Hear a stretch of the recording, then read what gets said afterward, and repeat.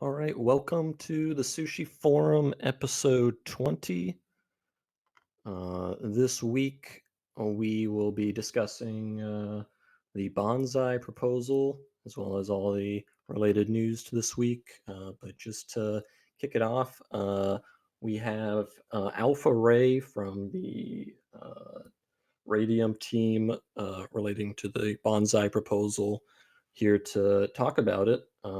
And as far as I understand the proposal, it is essentially almost like a liquidity merger of pools as it migrates over to Solana and Serum.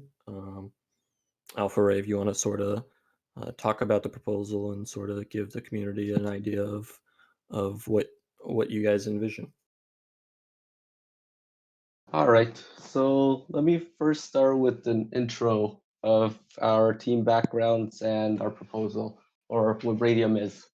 So our team has all been individually doing just farming DeFi since early summer. We've been part of a lot of projects, and we were actually one of the first farmers of sushi, joining on the first few days.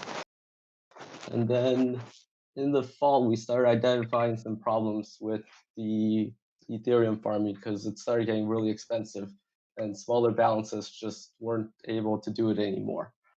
So that's why we started working on Radium. Radium's basically an AMM that has integrated with Serum order books and is built on Solana. So using the Serum order books, we can share liquidity across all the Serum users. That means that not only do we get the other people get to trade against us from Serum, but we also get to trade against them, thereby accessing larger pools of liquidity. And then, so um, Radium basically it supports all the features that Sushi does right now, or the original version of Sushi, where it takes fees and it can do farming and staking rewards. So the way I see this proposal is that we start up a new page on Sushi, and we just call it Bonsai. And what happens is the money people can add money to these liquidity pools, and Radium will do the back end and throw all this liquidity onto the Serum order book. Then anybody can trade against these order books through the swap feature or through Serum, and afterwards they can take their LP tokens and start farming them. So yeah, that's the brief on the proposal. And Interesting. there's Just briefly, just to touch just on something you said. Do the pools on Radium, when they are interacting with the order book, is it um, actively placing orders into the order book, or is it a pool that can be filled by orders pushed to the order book? no, it's actively placing orders in the order book. Okay. So if you look at the Ray USDT or Ray USDC orders, order books on through the Radium page or through the Serum page, you'll see a lot of orders there. A large part of those are placed by Radium, or I'd probably say most of them.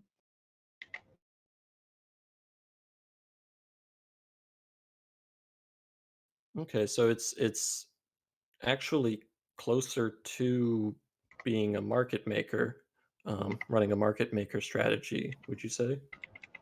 Yeah, it's actually exactly just the market maker, but it's using the most basic of market maker strategies, right?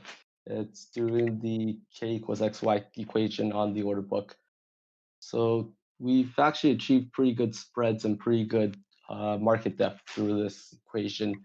Or and if you look at it, we are providing about 1,200 radium on each side of the USDT order book on the first level of each side.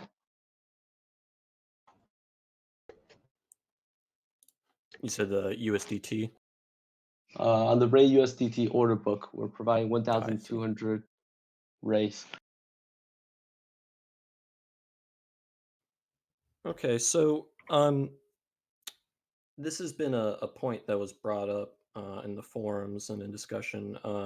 So, like, what is the difference between, like I guess, what is the unique?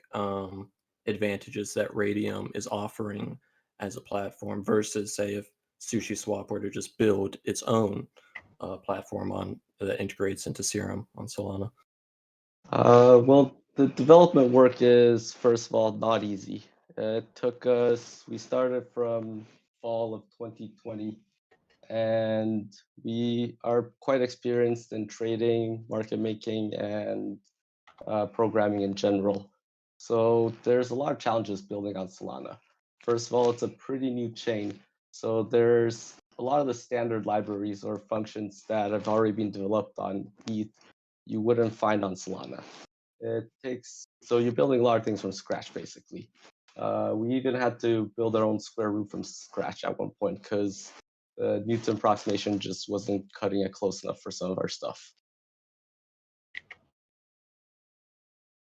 Yes, the Newton approximation. I'm well well familiar with that. Yeah, because the Solana block sizes are really small and they're quite quick, right? So the size of your functions become a lot smaller, and the amount of calculations you do in each block also gets limited.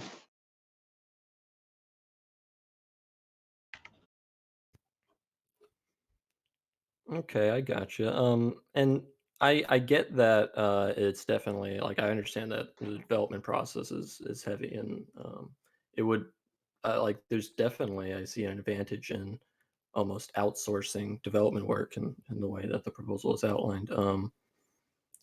But a lot of people have a feeling that it's not an equal trade-off in merging with it and uh, almost could be driving more value towards radium versus expanding the market for sushi. What would you say to something like that? I say that this expands this market for sushi just as much as it does for radium, right?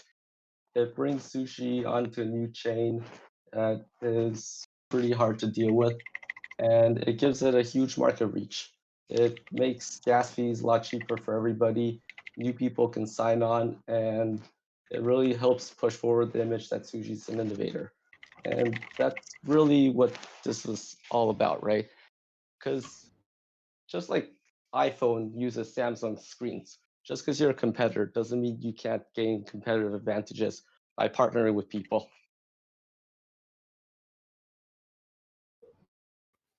Gotcha. Okay, great. I'm And in the end, this isn't really competition, right? Because the sushi pools get rewarded the same way, and we can even do radium rewards for sushi pools as well. Yeah, assume I believe the concern is in fragmenting liquidity. Um, and I've seen this floated by some other people that like the best way to expand to L2 or side chains is to expand in a way that is listing tokens that are native to that L2 or that side chain rather than trying to move liquidity over. But I mean, that's all like speculation. I would, that's not a hard fact. Well, that would be something for later on, right? We can also project together. We could also work together on bringing new projects on board from the Solana side.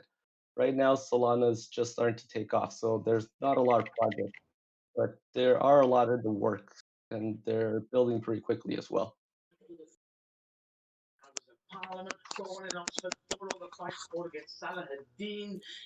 Hey, Telly. Uh, um, all right. Did you have any thoughts or something you want to bring up? Um, I guess what is the advantage? Oh, I have two questions. What is the advantage of this over other L2 solutions? I mean, a big part of your argument was, oh, we need to provide service to people who can't afford the Ethereum fees. Why is it important that those people are able to use SushiSwap in particular, and what advantage does Serum have over some of the other like Starkware solutions?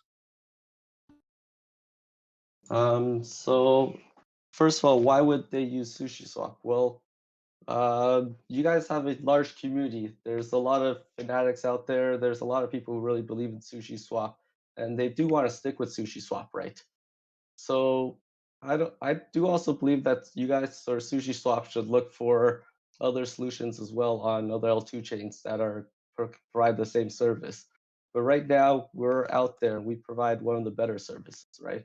We've solved the order book problem through Serum, and we also have solved the gas problem, which is a large part of it. This would give SushiSwap users like a very good trading experience and an easy to use website, and they can still do other swap stuff.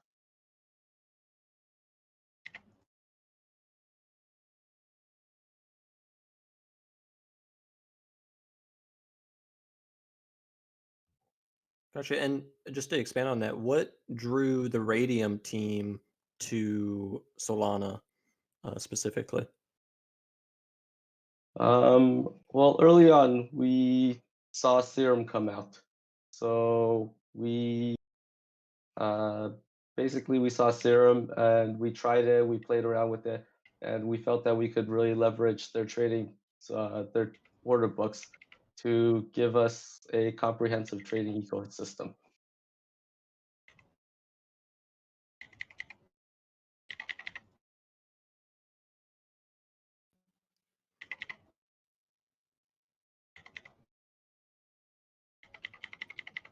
And because I'm to be honest not an expert or close to an expert on Solana and the Solana ecosystem, but is Radium the first AMM that it has been integrated with the Serum platform? Yep, as far as we know, we're the first and only.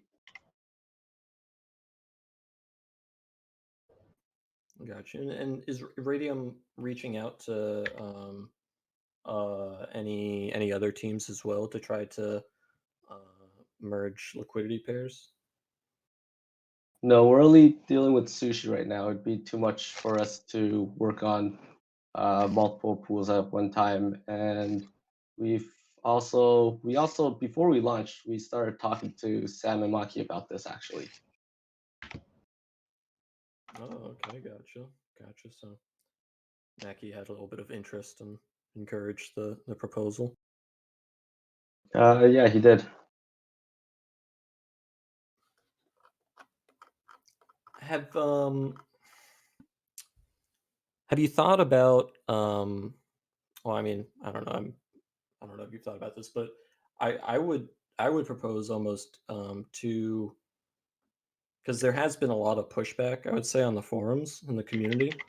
Um, I would say that like it's the advantages to integrating aren't super evident, like aren't clear on face value. I would say it's not that the advantages aren't there, but that it's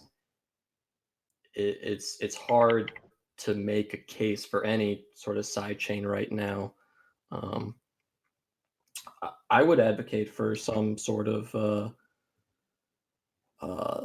token sharing or some or I haven't come up with any concrete idea, but some sort of sharing of radium and sushi between both products um, would make it more appetizing for community members, I think.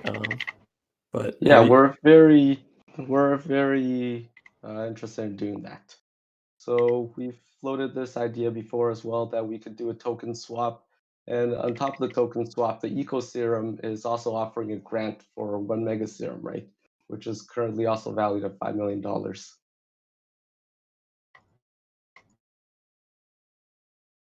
I'm curious for those of us who are not too familiar with the Serum ecosystem, what other DeFi Lego blocks are in development right now? Could you tell us more about the ecosystem? So on the serum side, I think Sam is also on the chat and he could give some more clarity.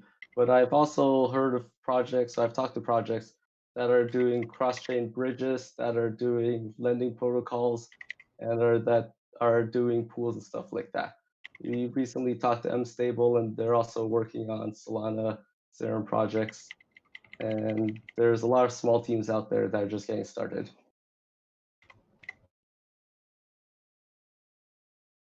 Yeah, I'm happy to give a little more color too on the things I know about that are, this SBF, by the way, that are building on Serum. So I know that there's a few different borrow lending protocols, some of which are live in alpha mode right now, others of which plan to go live soon. There's Maps.me, which is just a mapping app that 100 million downloads, which is building a wallet based on it for its users. There's Bonfida, which is building sort of a front end and GUI and a bunch of tooling for it and APIs and things like that. And then there's a bunch more which are either in production or rather under development or thinking about doing so soon. I hesitate to talk about those because attrition rate is pretty high. And so I definitely wouldn't want to promise that any particular ones of them actually made it in the end. But there's a lot of social networking things, whether it's chat or whether it's Twitter-like or Facebook-like, which are being sort of the first pieces of which are being built. And obviously excited to see more of that and a bunch of wallet-like things as well. And then various other like infrastructure-y things.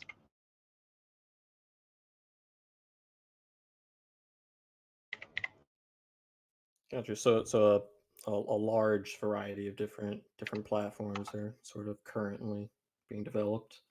Yeah, I think we're gonna get like all the like most important primitives either are online or will be very soon. And then in terms of like just like wide base of projects, it's certainly checks that box in terms of things which are like being built or say they're being built or things like that. But a lot of this is in the end going to come down to follow through, and as much as technological follow through, it's going to come down to people really building out a community for what they launch, and that's something which I think is like, we'll see how much that actually ends up happening. Gotcha. And I was just curious, SBF, have you had any opinion on Visconti's fear that when the liquidity is being used with Serum's order book, it's accentuating perhaps the arbitrage value that's being extracted? Yeah, so I think that it probably decreases it, and here's why. So, let's say that over a month-long period, let's just take an ETH USDC book to be, just to be uh, uh, easier to think about. Over a month-long period, Ethereum goes from 1,000 to 2,000. In the end, like no matter what platform this is on, one way or another, over that month, like arbitrageurs are going to come in and are going to buy from from the AMM, until the price is close to 2,000. So the arbs are going to happen one way or another. And then the question is like, so what matters, and like what could make something better or worse in terms of the impermanent loss that it suffers. And there's a few equivalent ways to think about this. It's a little bit tricky to get your heads around. It took me a lot of thinking about and getting wrong a few times to get there. But in terms of what determines how much IL there is, if it just goes straight from 1,000 to 2,000, actually basically it's all irrelevant. It doesn't matter what you do, no matter what. It's going to be just that fixed amount of impermanent loss of,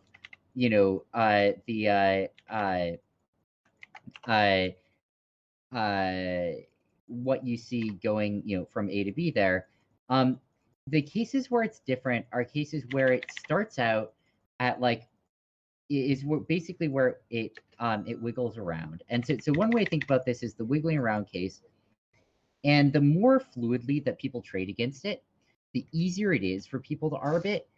It actually gets more fees from them sort of like flickering back and forth a lot and paying it fees as its mean reverty. Now, obviously, the takers are still in EV making money mark to market at the end because sometimes it goes on this run. But the only difference is how much it flickers in the middle. That's one way to think about why it being easier to trade against is actually better and causes less net impermanent loss. The other way to think about this, which is equivalent but maybe in some ways easier, is that if you think about every trade that people are doing against it and basically say, like, how good are those trades? Like, how much mark to market is the AMM losing when people trade against it? If people are able to really easily do ARBs against it, then all of the trades are going to be barely good mark to market that people do against it, because basically, like, because before it would get good by a lot, someone will have done it. And there's lots of competition, and if it's integrated into an order book, that makes it just all the more seamless, and anyone trading on the order book's just automatically going to be doing it.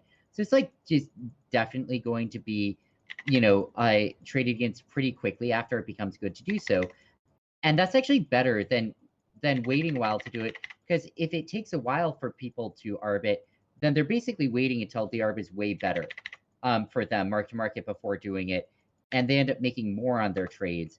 Another way to think about this also, it just creates more competition to arb it, which is actually good for the pool because it drives down the cost. It's, people are competing to arb it for lower and lower margins as opposed to getting, the most that they possibly can for arbing it. And so that's sort of like yet another way of putting it. All of these mean that in general, the more efficient and cheap it is to arb it, actually the better, and the less it loses term permanent loss. Although, I don't know how big of an effect that's going to be. You have yet again the same effect caused both by the fact that it's integrated with an order book and by the fact that gas fees are lower, so there's less loss to that. And those basically just would have otherwise gotten internalized to the impermanent loss on the pool. Happy to go for like some of those. Again, it's a little bit weird to think about, but I'm pretty sure that it's true that and I don't think it makes a huge difference, but that generally it's just like you get more maker fees relative to impermanent loss if something is more liquid and easy to access. And the cases of like the huge loss with very few maker fees is when you basically just it's really hard to get to, and so no one's going to bother trading against it until their trade is good by like 10%, and then they're going to make all of that.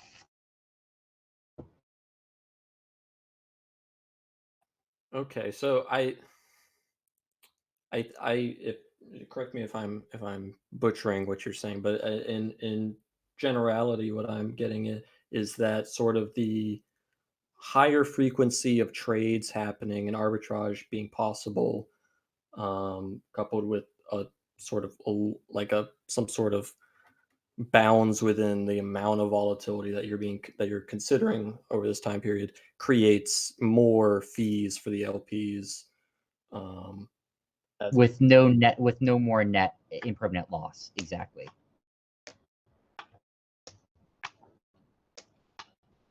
So the easiest way to think about this is that impermanent losses occur when the price goes in one direction. When the price goes in one direction and comes back, that's when you make the money back on an AMM, right? So when it's easier to trade and people are trading against it more, you get to really capture the small price fluctuations. Otherwise, you can only go from, or otherwise, like as Sam said earlier, you can only really capture ones that go from 1,000 to 2,000 instead of all the small trades in the middle that are actually pretty profitable.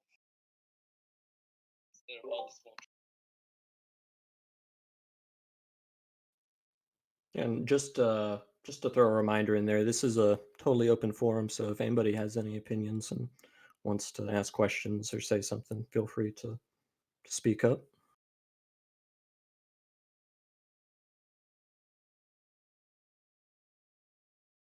I guess one of my curiosities is how much collaboration are you expecting with the team? I just feel like Sushi Swap already has such an ambitious roadmap and things they're trying to tackle right now.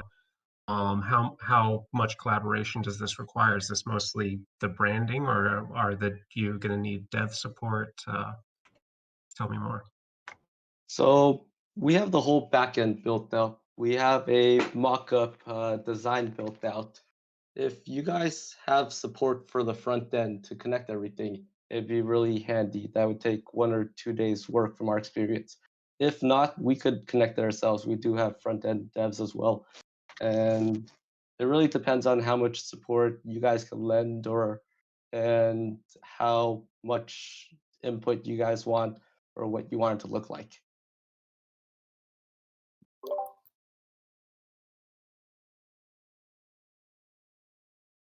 Hello, Magic Turtle from Chile, Santiago. Hey, what's up, man? If you want to ask a question via text, I would recommend tagging me in the general chat in the Discord, and then I'll repeat it. Another curiosity I had was, would there be any sort of liquidity bootstrapping being done on your end? So what kind of bootstrapping are you looking for? We can help provide some liquidity to some of the pools, but we're not super well off either. So we'll definitely find some help for that as well, though. One thing I can say is if you look at the serum order books, they're decently liquid. Um, and um, and I think that's sort of an indication of the level of liquidity that generally the serum ecosystem has. I guess probably not shocking to people that it's a decently liquid ecosystem. And I would expect to see that there'd be significant interest in providing liquidity in rating pools as they there's decently quick growth of liquidity in rating pools that exist right now, and I would expect to similarly see a pretty healthy amount in any Radium Sushi pools.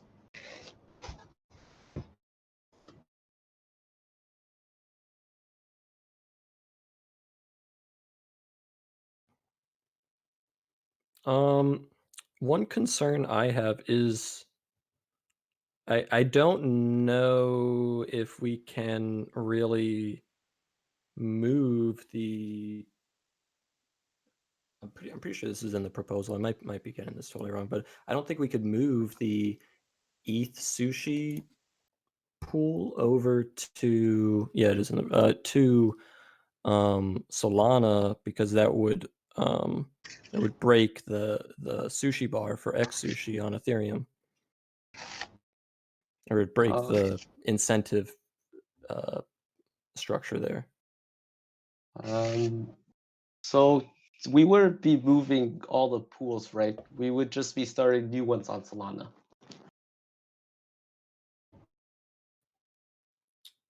Okay, I see. So it's not. I maybe misunderstood. I thought it was like trying to migrate pools over, basically. No, that would be a huge undertaking, and we would need to do a lot of stuff. This is just our new pool so that you can get access to the Solana ecosystem and get access to all the people who are holding SPL tokens as well. I see. Okay, thank you for clearing that up for me.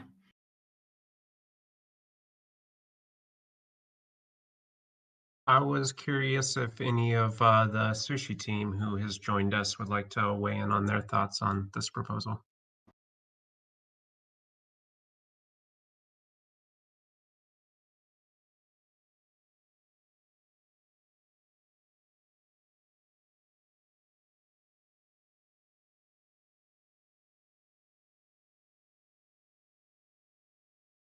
Are you taking notes?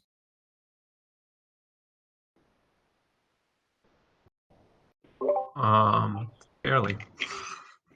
Yep. I guess they don't want to talk. I don't know. So for the token swap, we're willing to take a haircut on it as well to get this thing moving forward. Because as you said, you guys are a lot larger than we are, and you guys are risking things working with us, right? So we're ready to do a token swap with you guys at a haircut, and Also, there's the Eco Serum grant, which is originally laid out for sushi. Just depends on the size of the deal you guys want and how you guys plan to use the rate tokens. If this goes into your treasury or if you guys are planning to airdrop them or any other ideas you might have with these.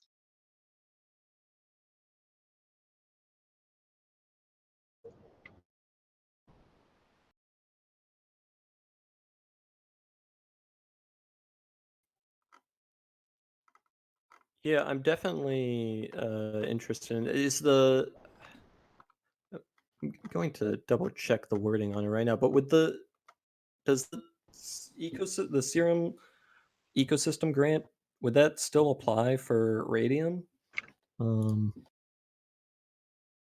So basically, the way it's worded is that this grant is given to sushi. Obviously, we'd like to borrow it for this project if possible. Um, because that'll I know like the mega serum gives you like better making fees or They off give of you memory. better maker and taker fees. So the maker goes from -3 bips to -5 bips on the rebate side.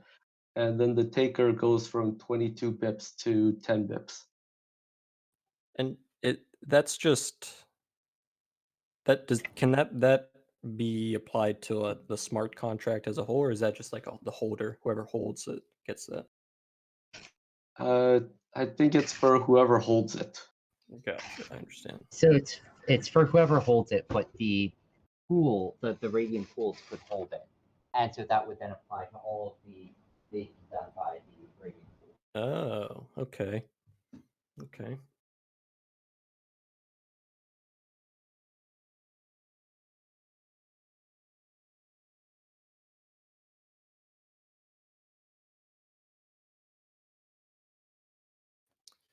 Yeah, I'm there is in my opinion, I think there needs to be a little bit more outlining of like a little bit of modeling, like showing, the expected fees in a pool. I mean, like I still have positivity towards this proposal just because it's not migrating pools. Initially, I thought it was trying to migrate pools, and I was a little bit concerned about that, but yeah, I think seeing modeling on the fees and with the trade volume that's happening on Serum would help in convincing some of the community. Just my personal opinion. All right, so I can give you a breakdown of how it really works on the fee side. So right now, Sushi Swap charges 30% or 30 bips on trades. 5 bips goes to X sushi holders, and the rest goes to LP pools. We can do the exact same model. So with a mega serum, or even without it, let's just say we don't have the mega serum, we would get three bips on the transaction fee rebate. Then to make up for the other 27 bips, basically we have a pricing volume model. You pretend you're willing to sell 100 sushi at $10.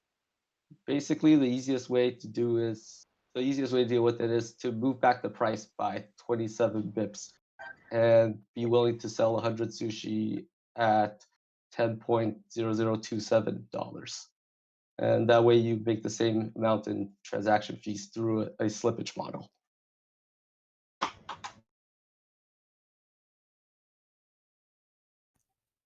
Okay, but that's setting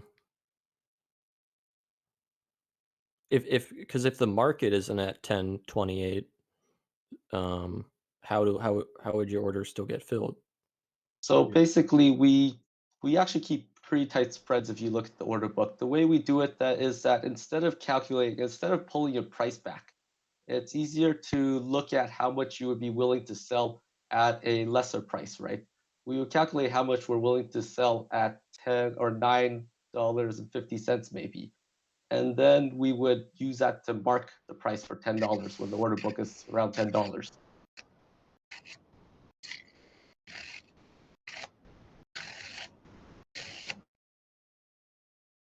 So it has the exact same effect as moving the price back, because basically you're moving the price forward and calculating the volume from there and using it at a further price. So that's how we maintain pretty tight order books here.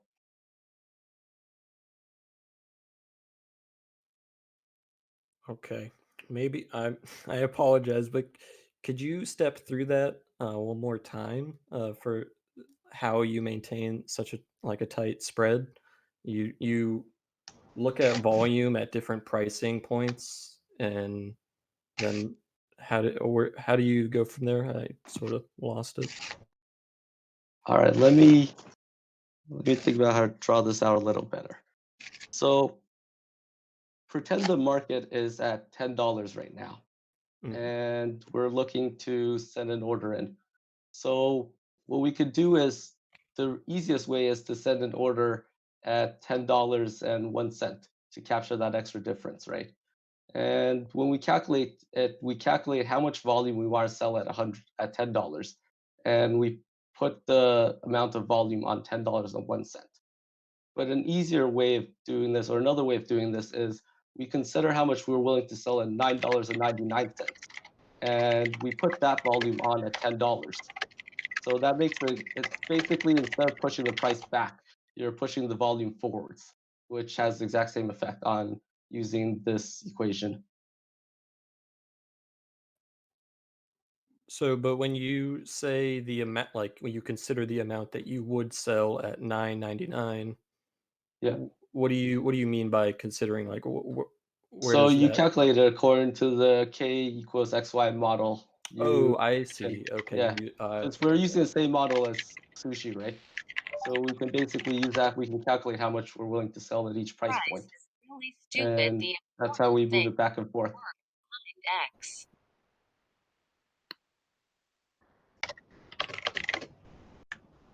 Sorry, what were you saying?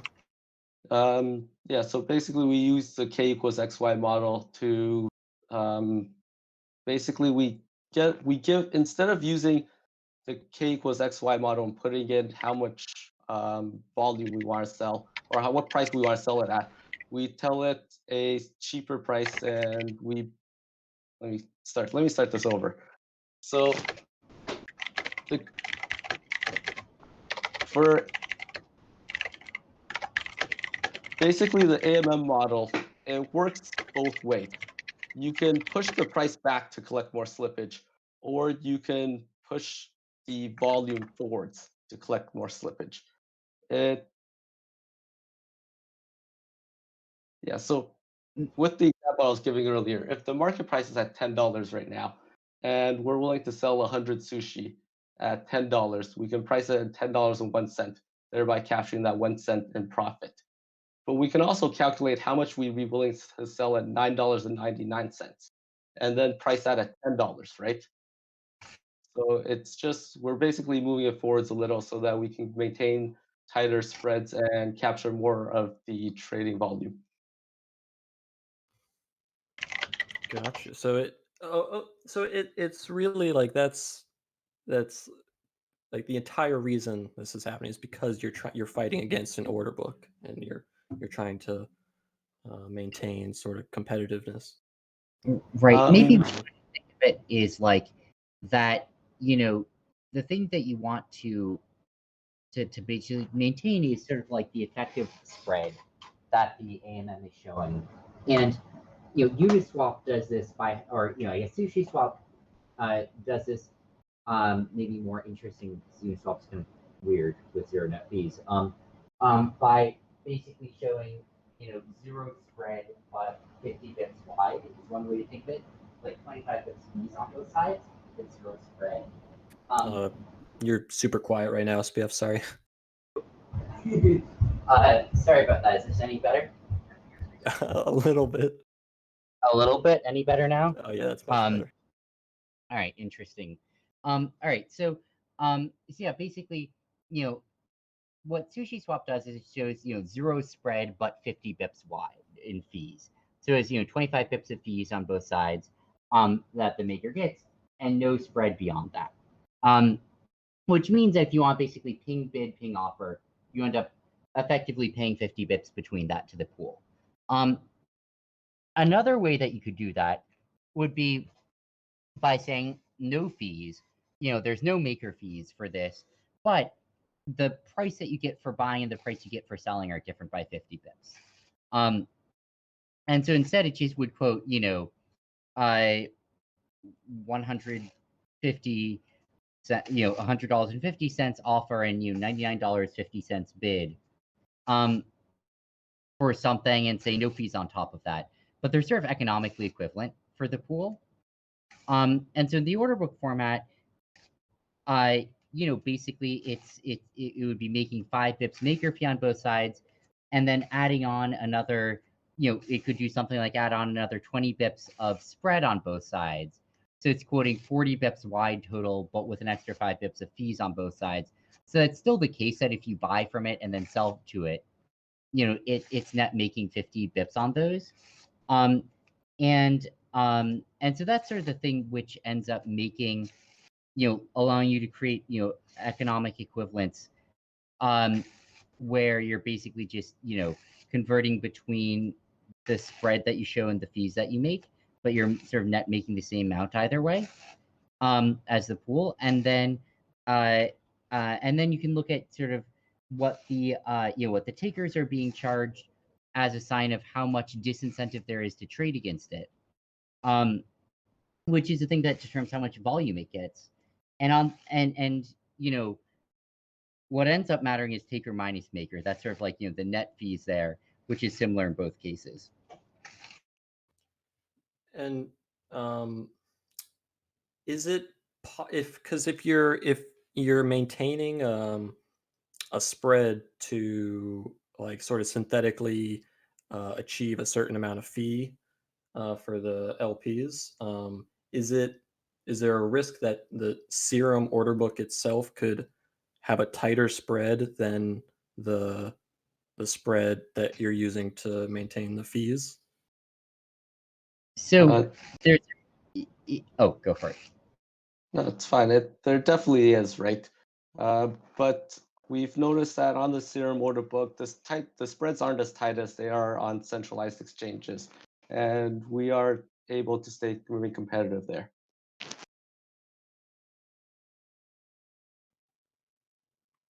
But if that is the case, that effectively we would have to reduce the fees, or you would be arbitraged constantly, right? So I note that like all AMMs are getting arbitraged. Like it's if you look at Uniswap right now or Sushi Swap or pretty much any other AMM, the point they're wider than the tightest centralized exchanges are, because of the fees that they charge, and like the trades start coming when there is an arbitrage available. And so I think that'd be pretty similar here versus there, where it is the case that like, I mean, sometimes they get, if there's order flow coming directly at them, that's great. And otherwise there is otherwise it's effectively arbitrage, which is trading against them. And I guess one other thing is, are you thinking, Radium folk, about having also a way to convert basically directly against the Radium pools instead of just going through the order books?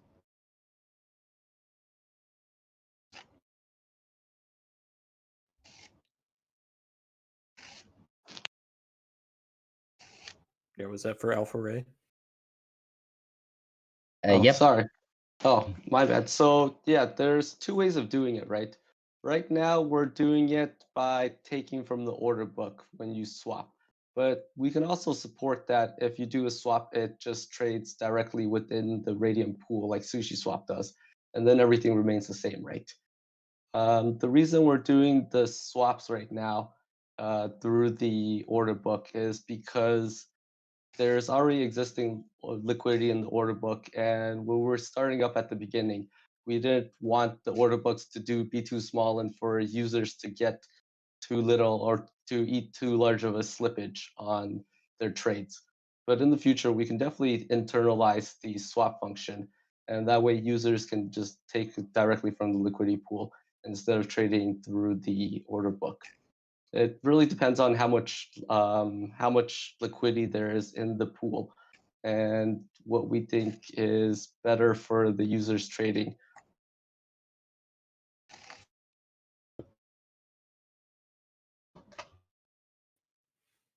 Gotcha. And I was Mackie or Joseph or Omakase, anybody, if you guys had any thoughts on sort of just general opinions on sort of how this entire proposal sounds.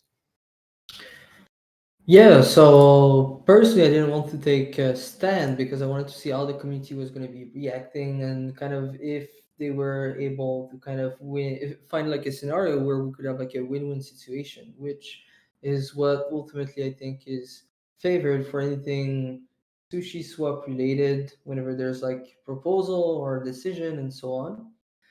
And what is key here is mostly it's not like a migration of the funds, right? It's mostly about opening up new trading opportunities for Sushi Swap, whether it is on Serum, whether it is on Polkadot or any other chain. I think we need to stay very far from any sort of maximalist. I do personally think that all the fun stuff and so on is happening on Ethereum, so and it's not going to change anytime soon, even with all of the fee. We see all of the scalability solution happening, but there's like type of assets are not accessible on Ethereum. Even if we see like more and more wrap version of some token, I think opening up basically like a new revenue stream by going on Serum is not like a bad thing per se.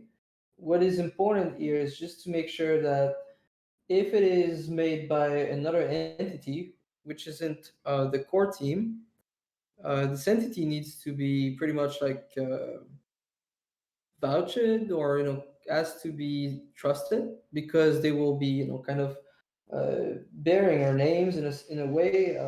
It's kind of it's a very tricky situation, right? Since it's not coming from the core team.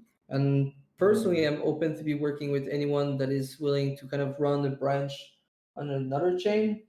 But we need to make sure that first of all, it's going to be favoring X sushi holder. It's going to be favoring Sushi Swap itself. I don't know exactly how we want to be kind of dealing with the interface. Is it going to be on sushi.com or is it going to be somewhere else? All these questions have not been aborted, I think, in the proposal, and we should probably have some sort of a bit more kind of discussion on this side. But otherwise, I think we're basically going to have this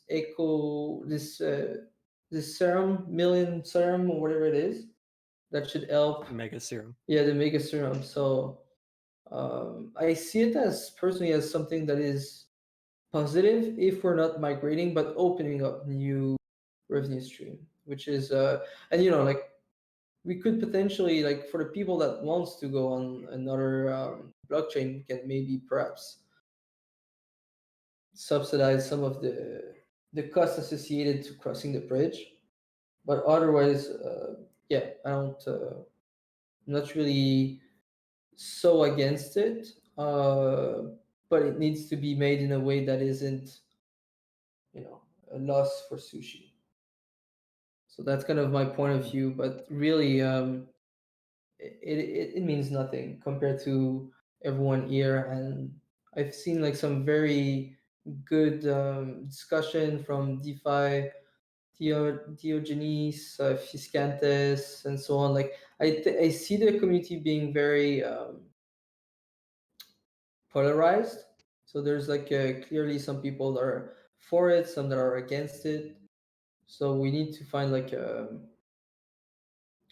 common ground where this can move forward if it has to be if we want to make it move forward, or we're gonna say no and kind of let Radium do their own thing. That's the I guess some of the problematic that I've seen arise is that it is not per se an AMM dedicated to sushi. It's going to be potentially like competitor all going to be able to merge kind of this tech. So this is a question that we need you know, to ask ourselves: is that something that we want to be moving forward with or not? So yeah, just some small thoughts so far.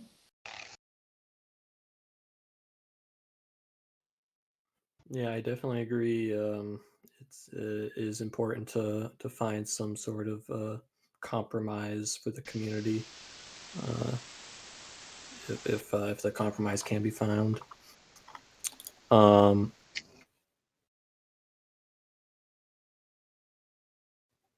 and yeah, Ray, Alpha Ray, sort of, what would your response be to people who think that Radium is a competitor to Sushi Swap and it yeah, sort of that type of narrative. Um, well, don't really, we don't want to be your competitor, right? We really do want to work together with you guys. We, from the beginning, we've talked about making this a marriage between the two of us and trying to build out these pools together. Um, there's really no reason to consider us competitors or to even really fear competitors, right? This is competition is how this thing is how DeFi moves forward and is how everything moves forward. By working together with us, we can actually do something really big here. It brings great technology together with great communities, and it's really a win-win for both of us. There's there's no reason to compete, right? All these pools, we can also subsidize some of the pools with ray farming rewards as well, or ray staking rewards, and just to get everything together and get everyone on the same page. On that topic, do you have any modeling for how much incentives from Sushi you think this would require? Um, this would just be however much. So basically, the way that our staking or our farming pools work is that you guys can add your own funds into. You guys can basically fund these pools yourself and add as much funds in you want into them, and also you guys can control how much comes out of it. So you guys can do it by per block like you guys do on Sushi right now, or there could be a different model for doing this. Radium, if you guys are interested, we can also subsidize these pools as well with you guys to really get people into Sushi Radium pools. And does Radium get a cut of the fees percentage from pools?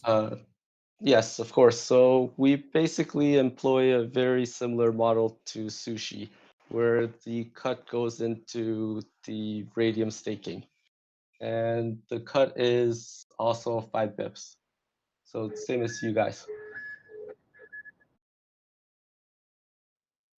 Gotcha. And what were you guys thinking in terms of how to handle both Sushi's fee structure and Radium's fee structure? Because I'm assuming that there was some plan to feed fees back to Sushi through the Radium pools.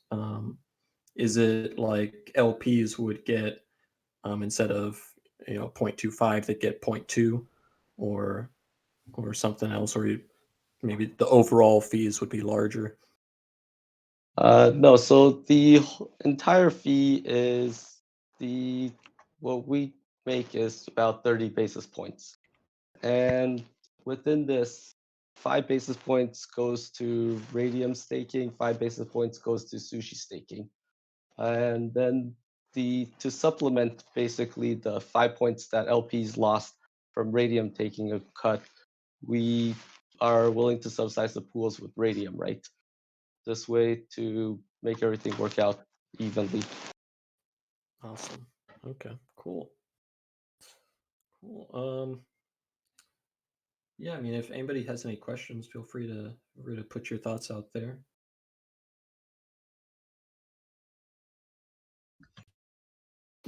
I guess I was curious on if there are any guidelines for the economic benefits, like the mega serum. Is there any guidelines for the spending of that?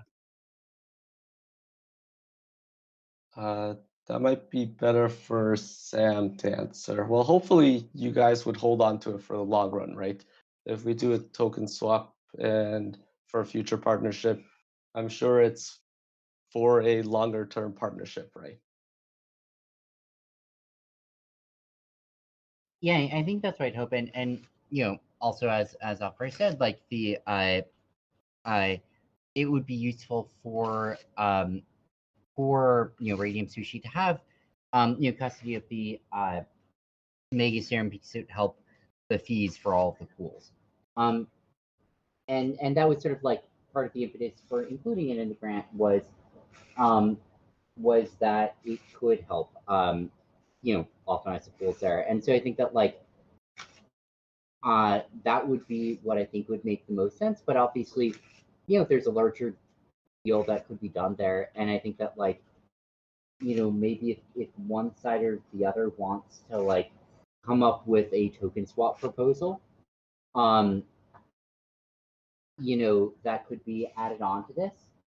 I think that could be mutually beneficial because it would just it would align interests and it would de-risk both sides a little bit. So I think that could be good. And then I think that I don't know what the right levels of that are, but my sense is that would probably be positive sum, and could be a way to get more Ray over to Sushi, and and could lock it up or not. Although my guess is that it from the perspective of making it a long-term partnership, it would make sense to have a lockup on both sides associated with that, and have governance basically on both sides be ultimately have the claim of what to do with it.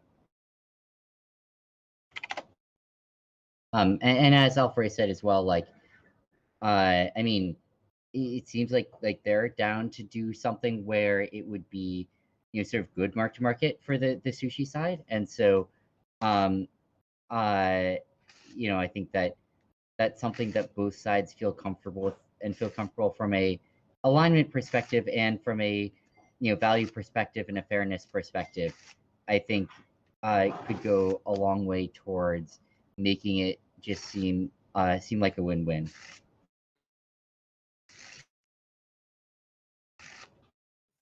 Yeah, definitely agree.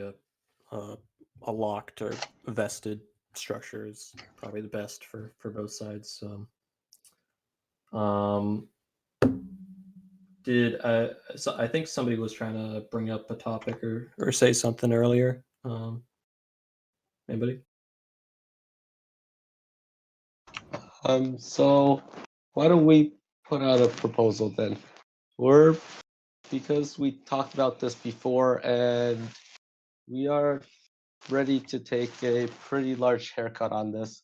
We can swap 1% of our tokens at a valuation of about 180 to $300 million. And for Sushi's current valuation, we can do both sides locked and yeah, see what you guys think about that. So you said 1% of your tokens at 150 to 300 million valuation. 180 to 300. 180. I mean, this is just totally a curiosity question. Where did you come up with that number? Well, we started talking about this a lot earlier, right? Before we launched and everything. And the number was honestly lower back then. But it to keep the integrity of the deal, that we don't want to raise it too much more because we launched and our price is high right now, right?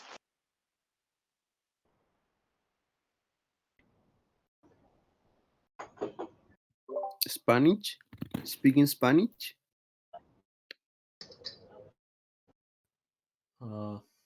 I'm sorry, I failed Spanish twice.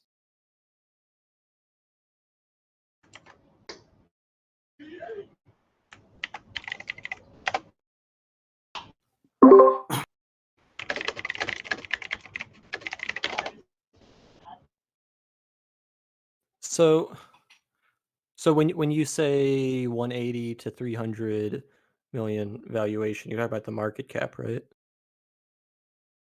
Yes, totally diluted market cap.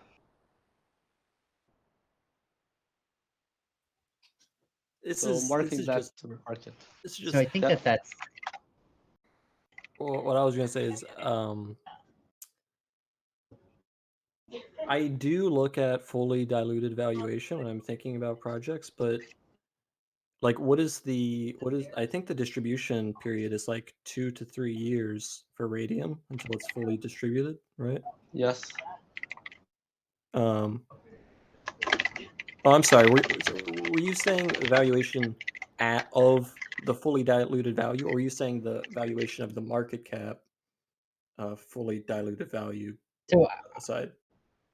I think maybe just the way that's easier to phrase this is if you just talk in terms of prices or in terms of tokens or something like that.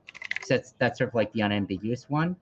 And so I think that what that would mean in context, God, let me do the math 1 second here. Would be something like uh uh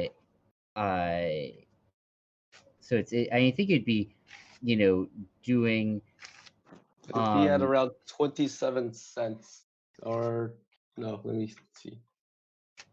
yeah, I think that's right. So I think it would be like, doing sushi at $18 versus radium at like I do think 32 it's like cents. 30 cents or yeah, 30 32 cents or something cents like that. and Oh, So okay. I got massively lower than so I mean basically be, 1% of yeah, it'd basically be a bunch of it'd be a lot of radium tokens.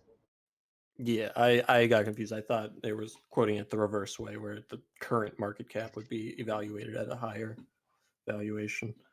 no. So somewhere between 32 cents and 54 cents a token. That's a very generous haircut, I'd say.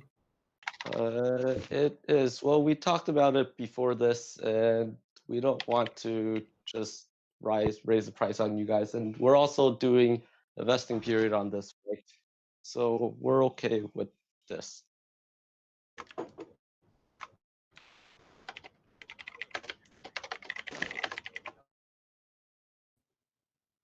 Well, I mean, this has definitely left the community with a lot to think about. I think unless anybody has anything that they want to bring up or any questions they want to ask about the proposal, I think this is maybe like a good spot to call the discussion on it, and possibly bring it back up next week or in 2 weeks, if the proposal has sort of matured and taken on to like a second stage of proposal, given that a lot has come out. I mean, I think this conversation is great. That there's a lot. I learned a lot here versus reading the proposal on the forums. To be honest. Okay, so what could we do to get the second round proposal? What should we prepare for this? What kind of things would you like to see in this? So, I mean, for me personally, I said this earlier. I think modeling, showing like the performance of pools on Radium, interacting with Serum's order book. I don't know if you have a pool on Radium that you probably do have a pool on Radium with Serum's order book that is also replicated somewhere else on some centralized exchange, where they have the same pairing. Or I don't know if that is Yep, actually the case. Raid USDC trades on both Serum and on FTX.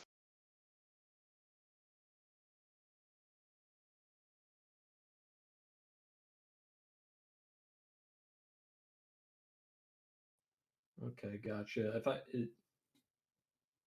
Yeah, I guess just like modeling of sort of LP positions on Radium, like showing graphs or visually something like that would be important in my opinion, as well as getting the token swap conditions correct. It's possible that maybe you could schedule some sort of conversation with the sushi team to negotiate different token swap conditions and if that could work out or not, in terms of what they would be interested in. Um, But yeah, I mean, I think the trajectory for a lot of proposals are typically 2 or 3 iterations of it on the forums. Um, so yeah, does anybody else have any topics that they wanna or anything they want to say about this?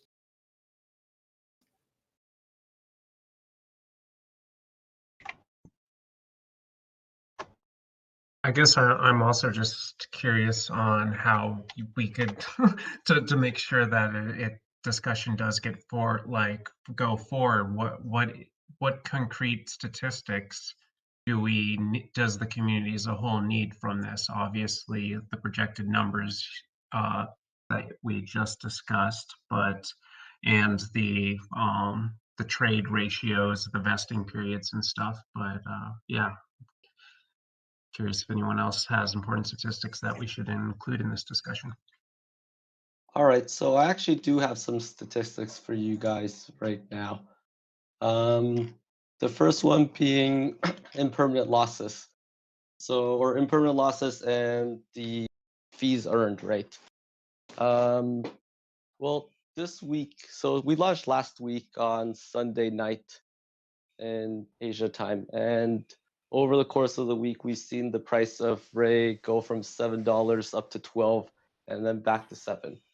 So the models performed as they expected. We did pick up transaction fees of about 1% over the course of the week. And in that time, we also traded about, so basically there's a volume to TVL ratio that we keep track of. And the trading volume to TVL ratio is about 10% daily, which is very similar to Sushi's. We actually trade a bit above 10% actually.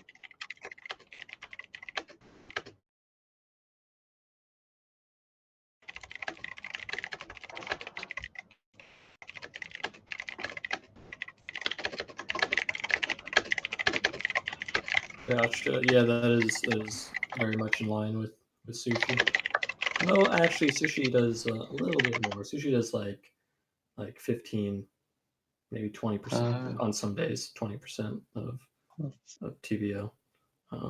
Like the average for each day of the past week has been over 500 million. Yeah, Sushi does do a lot. Sorry, I'm looking at this. I'm pulling up today's number. Actually, yeah, today we did do 15%. It's on the transparency page, the 24-hour volume and TVL. We have $61 million locked right now. We did $9 million in volume. Awesome. So I mean that there is definitely liquidity and trade volume happening. Yeah, well, the markets move faster there, right? And there's opportunities to trade on smaller market movements. Yeah, and additionally, I think in order to help with the proposal, I mean, I don't know if you guys are a fan of this idea or not, but I think branding it as like a franchising proposal would help illustrate that it's not like you guys aren't trying to poach liquidity or something like that. Yeah, we're okay with that. So on the proposal, we did have a mock-up of the page, right? Where it's basically on the sushi swap side, it would be a page that just says sushi swap by Radium. And then on the Radium swap side, it would say Sushi Farms. And it's just a franchising model similar to what you guys are doing with finance for Birin.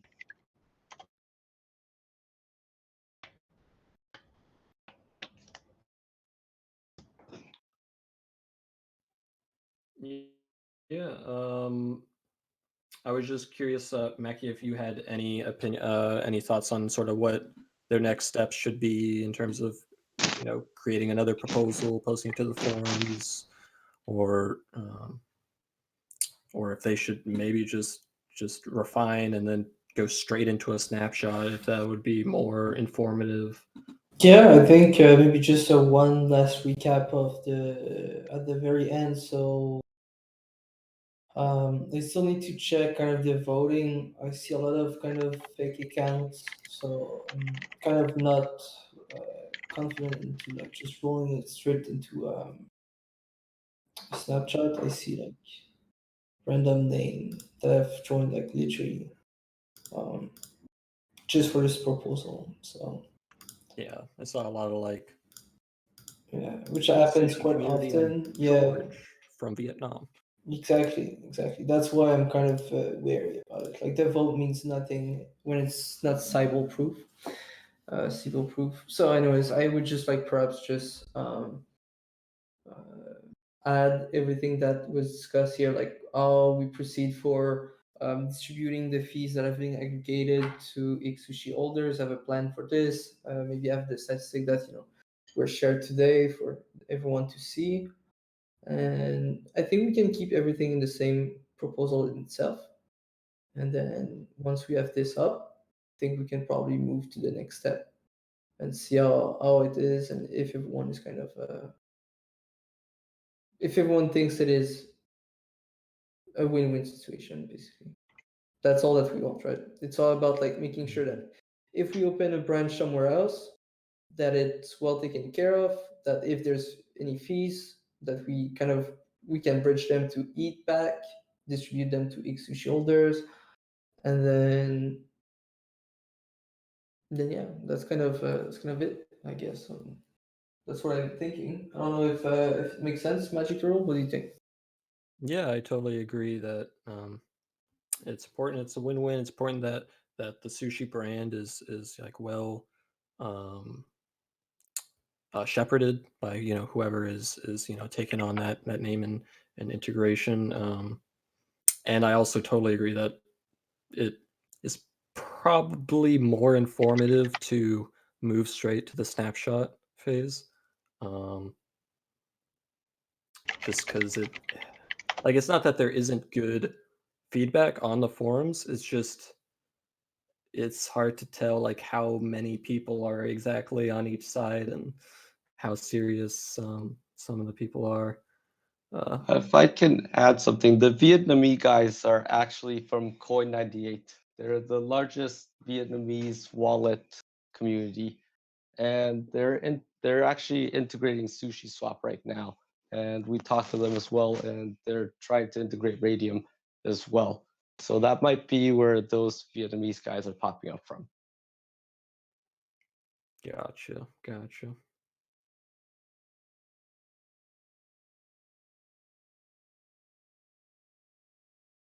So what would this are for the snapshot? You guys mean the governance vote, or is there something else? Yeah, the snapshot is the governance system that we've been using. Um, it's where we push all proposals for like sort of final voting, like actual voting, using sushi as the token instead of just like a forum poll. Okay, so should we prepare another proposal and put it up there, or are we tagging more onto the current one? Yeah, I think reformatting the proposal you wrote up as it is, filling in some of the information we covered today, talking about X sushi, talking about the fees, and uh, mentioning the token swap. And I, Mackie, do you think it would be beneficial to have token swap conditions already Yeah, pre-discussed? yeah. Okay. It should be in the proposal, in my opinion. So So you, there's no room for interpretation. Okay, so pre-discussed. yeah, and yeah, we can also keep talking over this week and try to get some meetings going or something like that, for sure. All right, yeah, let's do that. It would be better if we could have it pre-discussed so that there's not more talk about it on the proposal. It makes it a little more straightforward since this is just a yes or no vote, right? Yes, yeah. For the Yeah. proposal on the snapshot, it will be like a yes or no. Yeah, so it's probably better not to put other options or to give other questions on the table, right? Yeah, yeah, for sure. I was just sort of thinking of if it would. Yeah, it definitely makes more sense to have it be fully transparent, to be voted on beforehand, rather than being like, and we'll decide it after you vote yes, and then Yeah. Um, yeah, but I think that is a good spot to call it for the proposal section. Alpha Ray, I want to thank you a ton for coming out and talking to us about the proposal. Thank you guys for listening. Yeah, I'm And just gonna be sort of going into an announcement section where I'm covering news. If you want to stick around, you absolutely can, or if you need to hop off, feel no guilt. no, I'll stick around. Awesome. All right, just do a room check, a temperature check. Is there any topics that anybody wanted to bring up that they had on their minds that is not related to what we were just talking about? Unless you wanted to say something related to that.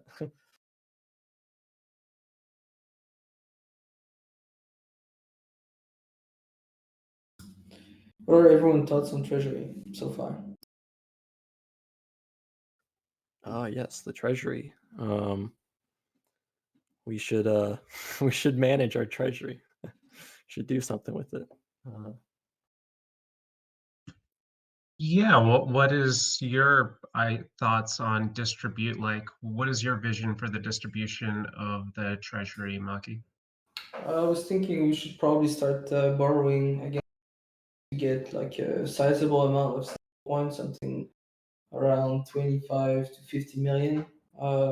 So this way we can pretty much rest assured that whatever is the market direction, we can be safe and sound. And possibly, put these tables to work, making sure that the protocol can be self-sustainable and we won't have to worry about any kind of yeah, kind of. We won't worry about selling any sushi, which I think is the key here. And then we can possibly, check avenues with Yam Finance team to see if maybe a small portion can be allocated fund manager to make sure that it is traded like in a more kind of what's it called directed way. So, but like a very small portion, 5 to 10 mil. And I do think that's kind of it. So mitigate as much as possible selling while conserving runway for many years, making sure that whatever happens,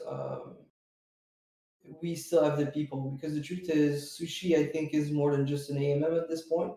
It's mostly about like the fact that we were able to recruit talented developers and people, and these people can pretty much take the protocol anywhere um, we wish, right? There's like tons of ways to add revenue stream and also keep building on top of what we already have at the moment. So this is kind of my thoughts, but I would like to know what are your feelings towards this, and if we should probably put this all together in a proposal for tomorrow or something similar.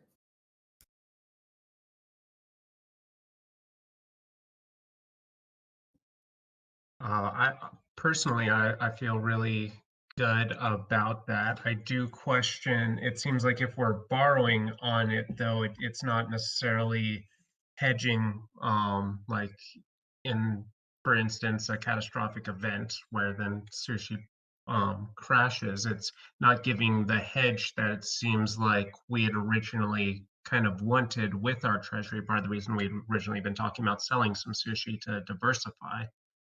Is this no longer a fear?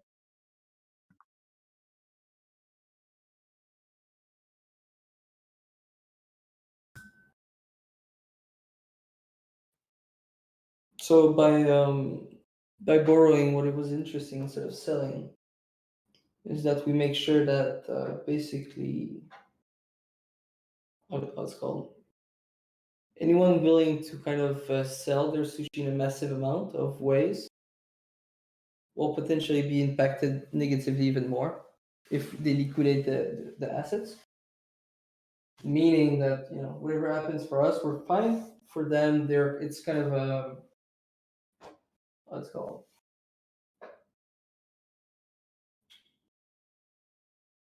It's a risk for them, basically. It's a risk for them, not for us. And where would you borrow against the sushi from? So I'm thinking we can borrow against on Aave, we can borrow on Cream, we can borrow on Unit Protocol, we can borrow on Arcix. We potentially have Maker coming very soon. So these are kind of the places I would suggest diversifying, making sure we don't have too much quote unquote risk. We can probably also pass a proposal on Cream to add it so people cannot borrow against our sushi.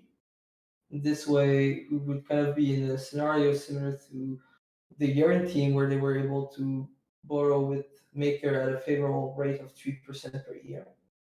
So I'm pretty sure it's possible to make it happen on the Cream side, but this would need more discussion and probably some proposal. But just kind of throwing the idea out there. Yeah. I mean, it's definitely interesting. My initial little concern was just that on Aave, which is what my mind first went to, they only have X sushi as a collateral type. Which, if we were moving a considerable amount of sushi into X sushi, that would affect the bar.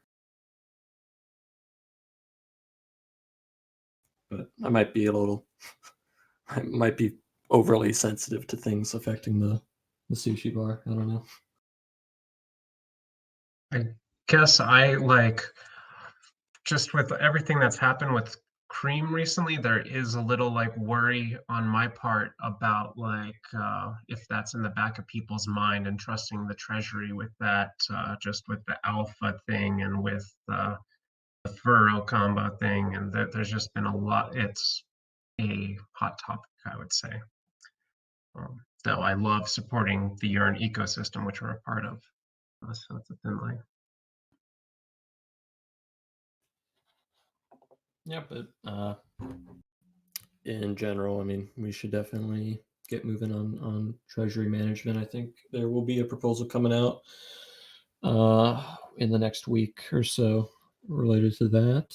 I'm just gonna get started on some of the news. The Onsen Round 2 went live about, what was this, the 24th, so about a week ago, just about, with a huge list of new tokens that are incentivized.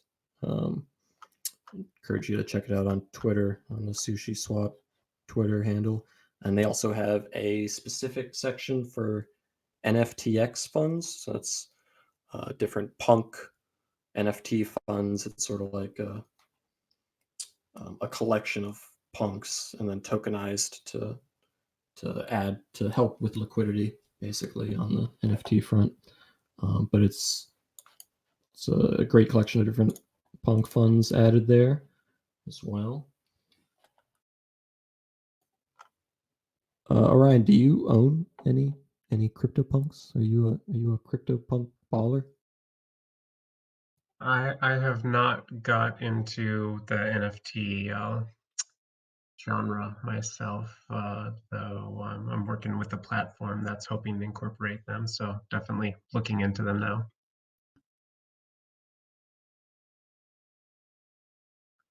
What about you? Listen, don't talk to me about CryptoPunks. Okay, I missed my opportunity, and that's what I keep telling myself. So it's just, but yeah, the CryptoPunks and NFTX funds are very cool. Very good for the sushi punk craze. And moving on, we had a tweet from Charlie Lee, the creator of Litecoin. Tweeted out light bulb emoji, yellow circle emoji, bank emoji, sushi emoji. I don't know what it means. I mean, Litecoin bank sushi. I don't know. Mackie, do you want to drop any hints? Or I have no spoil clue. the I would call conspiracy? tomorrow with Litecoin to know what's up, but I think it's just Keep hype posting. farming. Okay. Yeah. And we had Andre on Twitter saying swap between ETH, BNB, DAI, Phantom, and Fusion as simple as a sushi swap trade, and your wallet is fueled to operate. I don't know if this is just using sushi swap just in dialectical usage, or if that's actually hinting at something. But it's interesting nonetheless. It links to multichain.xyz. Pillhead has announced a teaser for their Sushi Swap themed pill NFT, and I believe they call it the Ego Death version, which is going to be like the ultra rare exclusive version of the pill, is going to be Mackie themed, I believe. Have you seen any of that yet, Xerox Mackie? No, I'm in the dark on this. I'm very hyped to see when they release. Yeah, same. It should be exciting. And we had an article by at Brutal Trade on the road to $500. And it's basically an analysis of the stock to flow for sushi, looking at correlation between liquidity as well. And the conclusions Brutal Trade came to is the current price of sushi is neither overestimated nor underestimated. The programmed scarcity of sushi can lead to an automatic increase in the price, but this is only valid if the available liquidity continues to grow. Not a little bit obvious, but thus, the thesis that sushi could be worth $500 within 2.5 years and therefore represent a capitalization of $132 billion is possible and consistent given the tangible use of Sushi Swap. It's a great article. The most interesting part of it is actually like the calculations and numbers and the formulas he's using rather than his conclusion. But yeah, it's exciting to see that there's a modeled case for a $500 or $200 sushi. So it's pretty amazing. Yeah, I'm kind of curious on how much data you need for stock to flow ratio, and like it obviously did not the two graphs did not fit at all, but it's really beautiful data analytics at the very least. Yeah, there is definitely a large variance between the stock to flow model and the actual price movement, but it's in ball shot or what is the word I'm trying to use? It's in the ballpark. It's in the ballpark. Oh, Yeah. And moving on, we have DeFi Icon, I think is how you DeFi Internet Convention. DeFi Icon running March 3rd through 5th, which is some sort of DeFi convention where they're going to be doing workshops and things like that. It's got a huge list of different protocols that are participating or projects that are participating. Sushi was included, but I've not seen an announcement in terms of who from Sushi or how exactly that is working out. Mackie, do you know anything about that? Can you repeat, sorry? I saw an announcement from DeFi Icon that there was going to be like a convention, internet convention, March 3rd through 5th, and they had Sushi Swap on the sushi logo included in. I have not been aware of this, but I don't know. Okay. People sometimes just use a sushi name as just tag us. So I don't know. I'm not aware. Gotcha, no worries. And moving on, we have the Cream governance. They swapped about $400,000 of different tokens in their treasury into the Cream ETH LP pair on Sushi Swap, which is awesome for Sushi. You know, driving locked value. And Badger DAO has just posted a snapshot, sort of similar to the Cream post as well, proposing to use a portion of their BDIG, BBadger, and ETH that the Treasury holds to seed the BBadger ETH and BDIG ETH pools on SushiSwap, which is currently trending towards a positive outcome on that snapshot. And the last two announcements, these are giant. Pi DAO welcomes Sushi to the large cap Pi with an 8.48% share, and that's staked, currently earning 8.54% APY. And Index Coop announced that Sushi will be added as the 5th largest holding in the DeFi Pulse Index, which is also super massive. It's awesome. Allows a lot of people to get more exposure to Sushi. We're not holding it before, I'm sure. And that is all the news that I have this week. The last announcement that the sushi distribution is down to 50 sushi per block, and that will get decreased next month, as normal. Anybody in the community is used to that happening by now.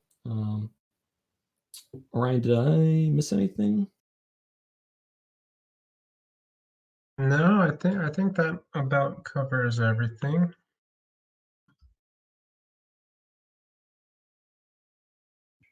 Oh, and last week we're gonna have Onsen AMAs, but they got unfortunately delayed due to some time lock shenanigans. But they are rescheduled for this week, so there will be an AMA on Wednesday with VSP. Which is Vesper Finance, and then we're gonna have an AMA on Thursday for Secret Swap, which is another project that is in the onsen currently. And we'll have more announcements on that in terms of times and stuff coming out probably within 24 hours. But yeah, I think unless anybody has any thoughts, questions, concerns, stories, riddles, anything that they want to say.